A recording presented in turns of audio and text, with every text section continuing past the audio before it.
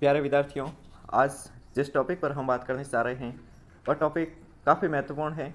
यदि आप भी शिक्षक बनना चाहते हैं, अध्यापक बनना चाहते हैं, तो ट्वेल्थ के बाद आपके लिए सुनहरा मौका है कि आप प्री BSTC जो राजस्थान में प्राइमरी टीचर ट्रेनिंग के लिए होता है BSTC, उसके लिए एक एग्ज़ाम होता है प्री BSTC जिसे हम कहते हैं बेसिक स्कूल टीचिंग कोर्सेज।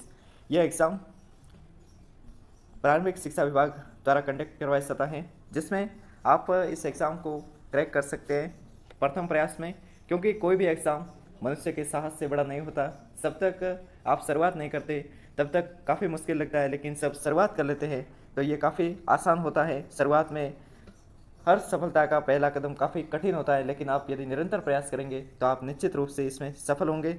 इस वीडियो में हम आपको रणनीति के बारे में बताएंगे कि आप प्रथम प्रयास में BSTC एग्ज़ाम को क्लियर कैसे कर सकते हैं। हमारा मिशन रहेगा BSTC 2024 को क्लियर कैसे करना है, वो भी फर्स्ट अटेम्प्ट में। सिलेक्शन कैसे प्राप्त करना है, मेरी क्या रणनीति थी, मैंने 460 अंक कैसे प्राप्त किए और कौन सी किताबें पढ़नी चाहिए, क्योंकि पढ़ाई तो सभी करते हैं, लेकिन एक गहन अध्ययन होता है, निरंतर अध्ययन होता है। वह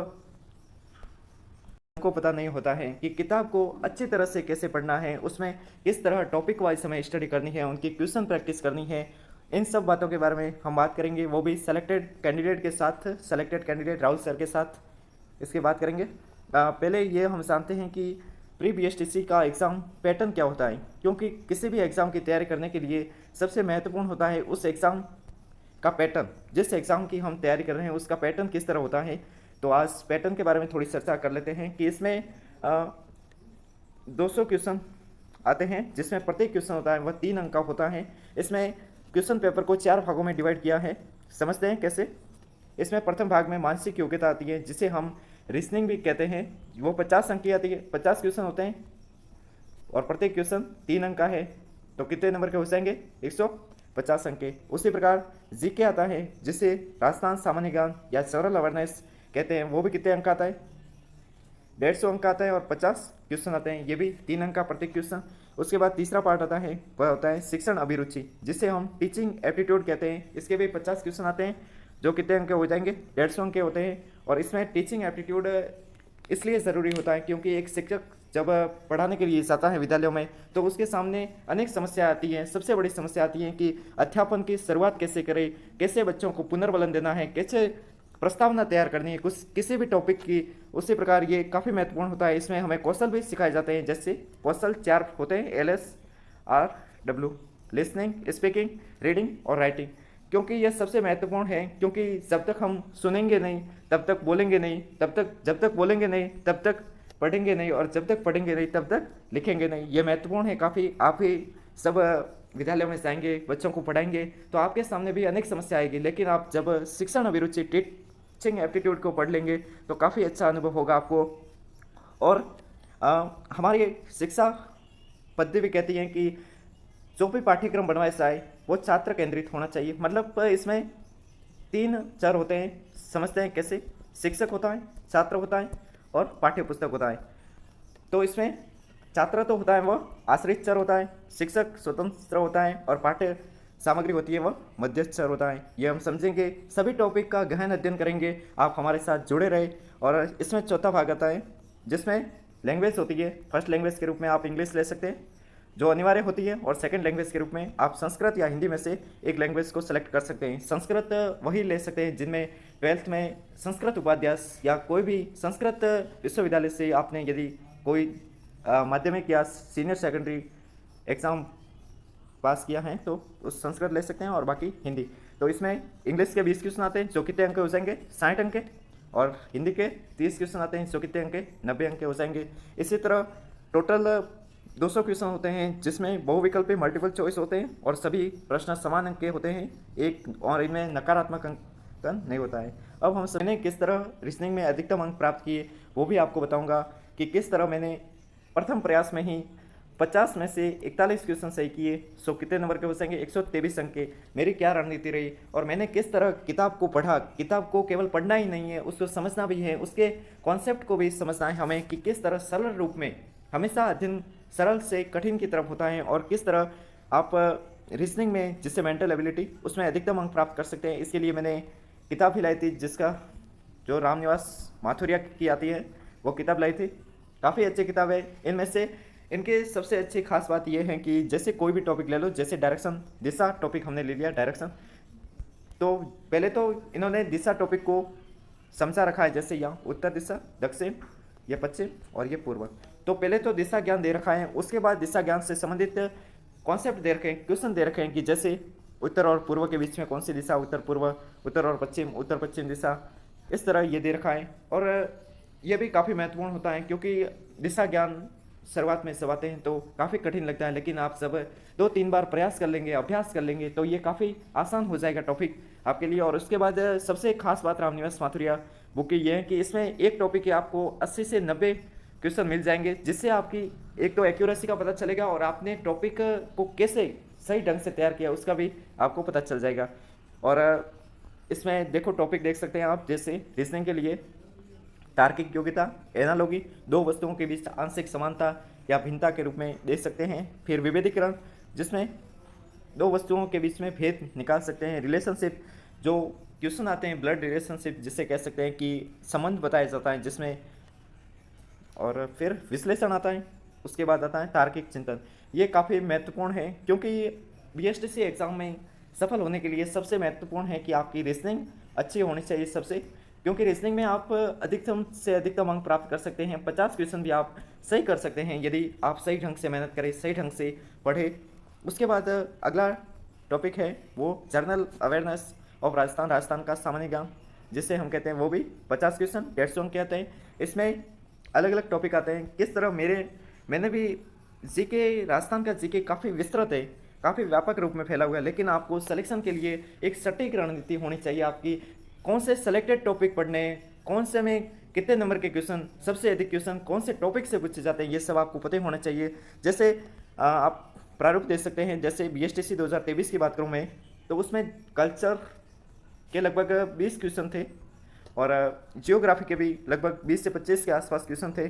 उसमें हिस्ट्री के थे 3 से 4 क्वेश्चन। तो आप इस तरह कौन सा टॉपिक आपका कमज़ोर है, जैसे किसी बच्चे की कल्चर कमज़ोर है तो वो कल्चर को पढ़ सकता देना है। कोई एक सब्जेक्ट, जैसे आप कल्चर ही पढ़ते जा रहे, पूरे दिन में कल्चर ही पढ़ा, तो ऐसा नहीं करें।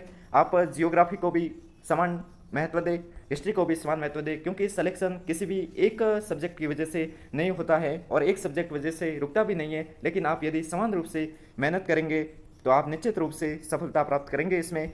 और इसमें देखो जैसे टॉपिक कौन कौन से दे रखे हैं वो भी देखें।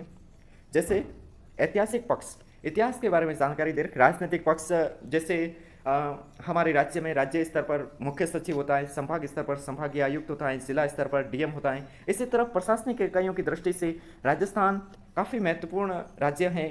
और कल्चर, आपने हमारी कल्चर तो देखी होगी। कल्चर की बात करें तो मारवाड़ी में कहावत भी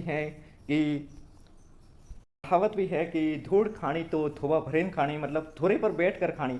यदि आपने तैयारी करने का सोच लिया है, आप इस फील्ड में उतर चुके हैं, तो अपनी पूरी जी जान लगा दें, क्योंकि यदि आप पूर्ण मनोयोग से यदि इस एग्ज़ाम की तैयारी करेंगे तो आप निश्चित रूप से सफल होंगे।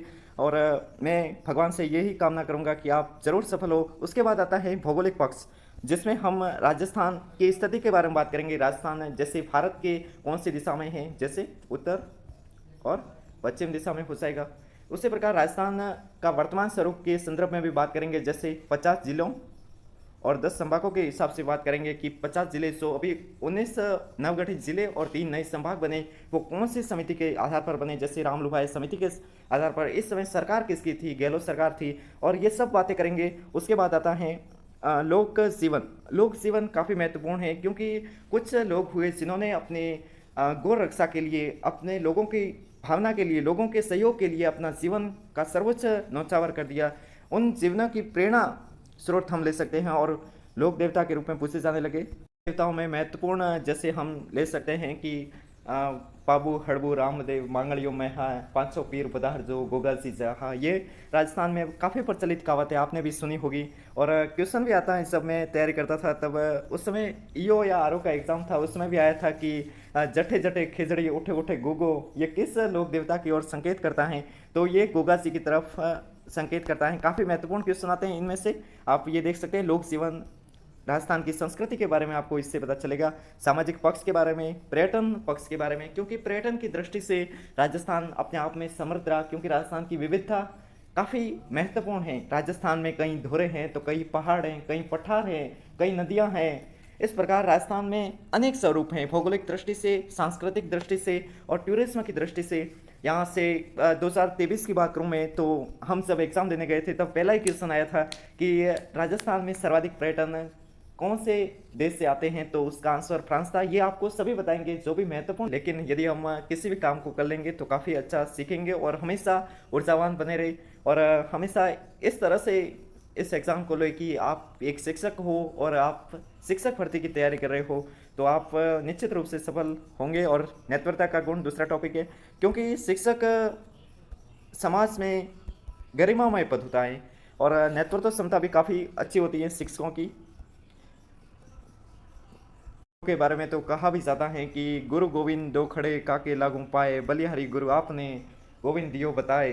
मतलब गुरु की महिमा का गुणगान नहीं किया जा सकता, उनकी महिमा अपरंपार है। उसके बाद आता है सृजनात्मकता, क्रिएटिविटी, जिसमें मौलिकता, नवीन गुण होते हैं। जैसे कुछ अद्भुत प्रतिभाशाली बालक होते हैं, प्रतिभाशाली से भी अधिक आईक्यू के बालक होते हैं, जो सृजनशील बालक होते हैं, उनके बारे में भी बात करेंगे। उसके बाद सीसीई के बारे में, सतत और व्यापक मूल्यांकन के बारे में बात करेंगे। उसके बाद संप्रेषण कौशल के बारे में, जो मैंने आपको बताया था कि कौशल 4 होते हैं, LSRW ये बताया था। उसके बाद व्यावसायिक अभिवर्ती, अभिवर्ती का मतलब है रुचि, आपकी किस सब्जेक्ट में अच्छी रुचि है तो आप किसी भी फील्ड में महान बन सकते हैं। जैसे कोई कला में, कोई विज्ञान में, इस तरह से हम देख सकते हैं। सामाजिक संवेदनशीलता अगला टॉपिक। उसके बाद लैंग्वेज की बात करें तो लैंग्वेज में अनिवार्य रूप से आपको हिंदी है। हिंदी में काफ़ी महत्वपूर्ण टॉपिक आते हैं, जैसे विलोम शब्द हो गए, शब्द युग्म आ गए। शब्द युग्म में से 4 से 5 क्वेश्चन आते हैं, अधिकतम क्वेश्चन आते हैं हिंदी में से। आप देख सकते हैं हिंदी 30 क्वेश्चन आते हैं, इसमें से 90 अंक के हैं और आप शब्द युग्म टॉपिक पर ज़्यादा ध्यान देंगे। उसके बाद मुहावरे, समास, प्रत्यय, उपसर्ग, वाक्यांश के लिए एक शब्द और फर्स्ट लैंग्वेज के रूप में आप इंग्लिश ले लेंगे। इंग्लिश में आपको ज़्यादा पढ़ने की ज़रूरत नहीं है, इसमें आप महत्वपूर्ण टॉपिक जैसे नरेशन है, एक्टिव पैसिव है, उनको पढ़ सकते हैं, काफ़ी अच्छे टॉपिक है। उसके बाद मेरी क्या रणनीति थी, मैंने किस तरह इस एग्ज़ाम को क्लियर किया, उसके बारे में भी आपको किताब भी बताएंगे कि मैंने कौन सी किताब पढ़ी थी। रीजनिंग के लिए मैंने रामनिवास माथुरिया की लाई थी, काफ़ी अच्छी किताब है, आप भी ला सकते हैं, परचेज कर सकते हैं और किसी भी बुक स्टोर से आपको मिल जाएगी या ऑनलाइन भी खरीद सकते हैं आप। उसके बाद हिंदी के लिए मैंने 9 से 12 जिसे प्रबोध हिंदी व्याकरण कहते हैं वो लाई थी, काफ़ी अच्छी किताब है ये भी।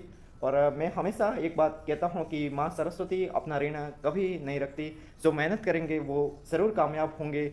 हमेशा आशावादी बने, हमेशा इस सोच के साथ, सकारात्मक सोच के साथ पढ़े कि मैं ज़रूर सफल होऊंगा, मैं पूरी मेहनत करूँगा, पूरी ईमानदारी से मेहनत करूँगा, तो निश्चित रूप से माँ सरस्वती आपका ऋण कभी नहीं रखेगी।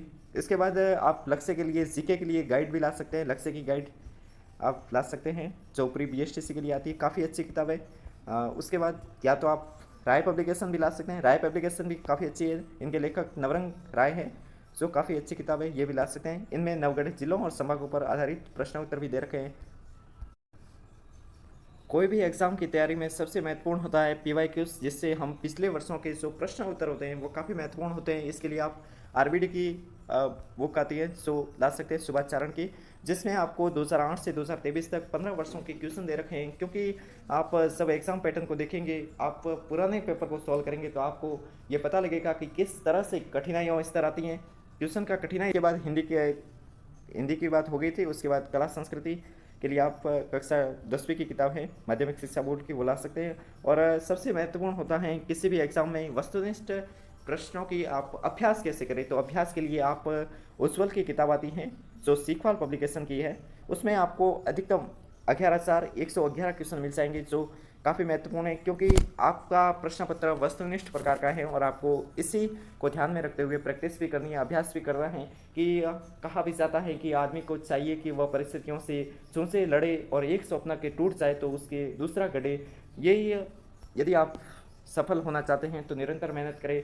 कि एक विद्यार्थी को स्वयं सीखने की जिज्ञासा होनी चाहिए, उसके अंदर जिज्ञासा हमेशा होनी चाहिए, जिज्ञासा ख़त्म नहीं होनी चाहिए। तो आप ये किताबें पढ़ सकते हैं जो भी बताया, और अन्य कोई भी जानकारी होगी तो हमारे यूट्यूब चैनल पर आपको मिल जाएगी। आप हमारे यूट्यूब चैनल को सब्सक्राइब कर ले, बेल आइकन को ऑन कर ले, ताकि आपको समय समय पर नवीनतम जानकारी मिल सके। और जो भी हम प्रयास करना चाहेंगे सकारात्मक रूप से प्रयास करेंगे, आप भी हमारा सहयोग करेंगे, ताकि हम साथ मिल के एग्ज़ाम की तैयारी करवा सके और आप वो सही गाइडेंस मिल सके कि किस तरह तैयारी करें।